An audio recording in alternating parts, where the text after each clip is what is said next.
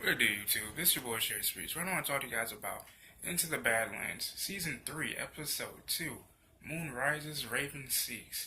And from the very beginning of the episode, we see Pilgrim and his people finally trying to make a new wave in the Badlands. They finally found what they believe to be Azura. It turns out to be like this old tomb. Or at first I thought it was like an old little museum, actually, on a rock somewhere. But that's what one of the followers said. It looks like it was some kind of ruined ass tomb, and they didn't like that. It really just goes to show that they started to lose faith in Pilgrim and what he was actually trying to do for them, what he was trying to establish for them. But of course, he had to put them in line by saying, "Okay, look, if anybody, wants to leave right now, yeah, feel free to do it. But just make sure you strike me. I want you all that oppose my faith and what I believe in. I want you guys to strike me." So he blindfolds himself, tells his followers, the people that are against his faith and beliefs and where they are, to draw their swords and try to kill him. And in the forest, actually the three step up. They circle him. Well, it's more like a triangle. I say that, two going up this way, two going down that way, and then one right there. Well, yeah, one going that way, one going that way, and the other one right there. Actually, there was actually four, but the fourth one stayed back.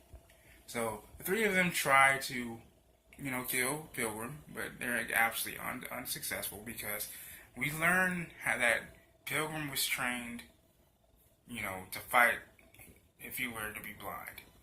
His ears, which I think we're going to learn more and more about Pilgrim as the season goes on. He was able to interpret, each person's steps, where they were coming from. And that takes a lot of skill, in my opinion. It takes a lot of skill to hone in your senses like that. And he was able to just demolish them like it was nothing. Of course, the one that actually opposed and called a tomb, he pretty much just said, all right, look. I believe you. I follow you. He said, thank you for believing in my faith.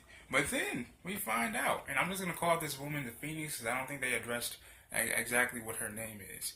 This is the woman that actually took Pilgrim in when he was just left out in the cold as a baby, about to be eaten up by jackals, as the woman described in detail how she found Pilgrim.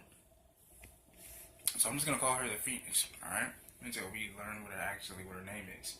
So, the Phoenix, Pilgrim comes in, very detested, obviously, because we see Castor and his, I'll call them the twins, the gifted twins. The gifted twins were talking, they're looking through the tomb, and, they find, it looks like they were like in some kind of like little concession toy stand or whatever like that. And they look, oh wow, this is an old world. They're seeing pictures of Paris, Turkey, and then they see Azura, what looks to be like Azura. Oh man, why is that? Oh wow, that's Azura. So they're all really excited to see what actually Azura looks like. And so the girl tells Castor, look, don't lose faith. We're almost there. Because even Pilgrim promised him because he realized that he was really injured from the last fight. He said, look, don't worry about me. The last fight just took a lot out of me. And Pilgrim looks at him and says, look, you don't ever have to prove to me how tough you are. I already know you are. I have faith in you, and I have a promise to you that we will make it to Azura. And so, Pilgrim, the whole time while the gifted twins were talking, they didn't realize that Pilgrim was right there listening to them. And so he comes to the Phoenix, he's really detested, she's like, alright. So I noticed that, all those people were the people that stepped up to try to kill you, were obviously questioning our faith, your faith. So tell me, what got you all riled up? What's got you so angry?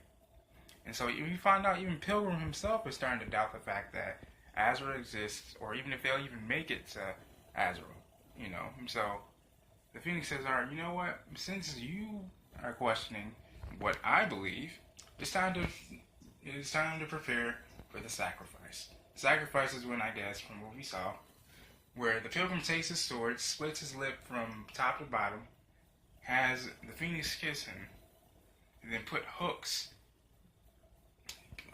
within the back of her shoulder blades and hoist her up. to the ceiling to see if she can see Azura or see whatever enlightenment image that she sees. And he asks her, "What do you see?" She says, "Everything." But we also learned within the episode that MK is just completely giving up. He wants to just die at this point. He actually came to the widow and said, "Look, why did you have your clippers, your helpers, take away the opium? I need that stuff. I just need a little bit." And so that's when MK meets Nathaniel, aka 1000 Kills, aka Handy. Alright, anyway, I'm done with the little jokes. Anyway, MK meets Nathaniel, and Nathaniel comes down in his blue trench coat with his little hat, right? And Nathaniel says, "Okay, well, who is this?" "Well, that's MK." And then Nathaniel introduces himself to MK. MK's like, "Okay, well, it's time for you to train." The widow said, "All right, look, you've been out of training for some while, so that's why Nathaniel's here. I want you to train him." So Nathaniel's down for it. He's trying to get the little old man his little exercise. He's down with it. So MK says, "All right, look, after I get done slitting Grandpa's throat, you're gonna give me my opium, right?" So Nathaniel gives me MK, a sword. He says, "All right." MK gets in his stance, and then he gets like a little bit of a sparring match. And after they get done, MK says, "I was trained." Actually, Nathaniel was like, "Well, oh, wow, you got some skill, kid. You got some pretty good moves there. Who trained you? Who trained you?" MK says, "The best clipper in the Badlands." And Nathaniel turns to the widow and says, "Sonny." That's right. And so, that's what prompted even more for Nathaniel to actually go look for the Iron Rabbit and to find Sonny as well. Because, the widow doesn't, what I've learned from the widow is that she never forgets. She never forgets who wronged her. So that prompts her to go to Lydia's camp, and to the totem, I believe what it's called. Is that what it's called? Her little refugee camp, Lydia's refugee camp. And it causes her to talk with her. So actually, Nathaniel goes to the totem, Lydia's little refugee camp, asks her about the Iron Rabbit. They say, "All right, look, the Iron Rabbit stole some of our supplies, and our guys never came back. So I want to know if you've seen them. Have you seen the Iron Rabbit? Do you know what's gone? Do you know what's going down?" Lydia says, "No. I mean, all I want is peace. Like, nothing's going on. I've never seen the Iron Rabbit. I never even heard of the Iron Rabbit, pretty much." And so Nathaniel and his people start looking around. Meanwhile, just to backtrack a little bit, Sonny decides to go up north to try to find the bad witch, Ankara. And Bajie is completely against this. He said, "Look, she was my first ever teacher, but she went crazy thinking that Azra was, knowing that Azra was real. So the monastery booted her out, and she's never heard from ever since." So it was nice to actually, see that Bajie learn more and more about Bajie. Bajie was so damn nervous about it that he just went to go get a drink. He didn't want any part of his past anymore. He even asked Sonny, "Have you ever had the experience to just where you realize that your whole life has just been a whole lie?" And Sonny, I didn't even believe Sonny even gave him an answer. And Sonny was just like, "You've cheated everyone that you've ever met." So, and then Sonny was like, "Look, Bajie, this is the only way if this is the only way to help Henry, then I'm going to go for it." Because as we all know from last week's season premiere episode, Henry has the gift. And Sonny doesn't want Henry to be sick anymore. So he wants to go up north to nowhere to find the bad witch against Bajie's dismay. And with the help of Tilda, she actually wants to go there. She says, "Look, I know that won't take away from me pretty much handing Vale her death. But I just want to help you, for the sake of your son and things of that nature." Even Sonny said, "Look, there are some, that's because you want to help, does not mean that your redemption is over. It's paid. There are some debts that just cannot be paid." And I think Tilda knows it. I think she truly is genuinely sorry. She even said, "Look, I'm sorry that I didn't stand up to my mother soon enough. I could have saved your wife. I could have saved Vale, but I didn't. I was too cowardly." So that was nice to see that. And I honestly hope that, they do patch things up. But then back to MK.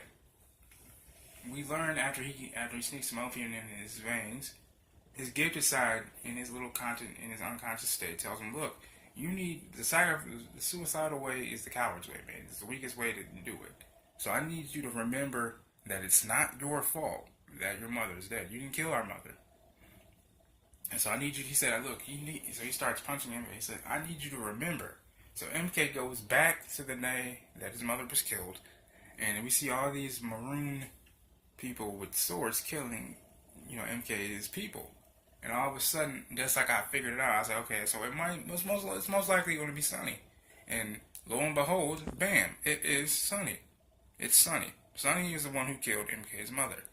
And so now that's when MK's gift came back on, but he's still unconscious. He's still unconscious to the widow and her helpers. So we'll see next week when he wakes up.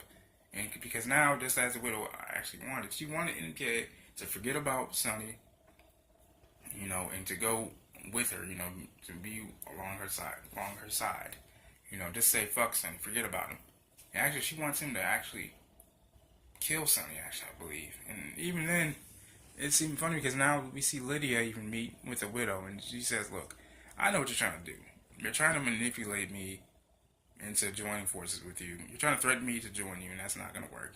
Ever since everything that's happened with Queen, there's nothing that pretty much scares me anymore. So, the widow says, look, I'll give you the fort. That'll give you your people more and more places to stay and be more safe. He said, and then Lydia's like, wait a second, let me guess. You want me to give you my people, but then again, then Lydia pretty much read the widow, in my opinion. She said, look, all you ever care about is yourself. You don't care what happens to your people. You don't even care about your own people. You literally take people in so that they can do the bidding for you in the front lines. So that'll be interesting to see whether or not Lydia actually goes through with the widow's offer.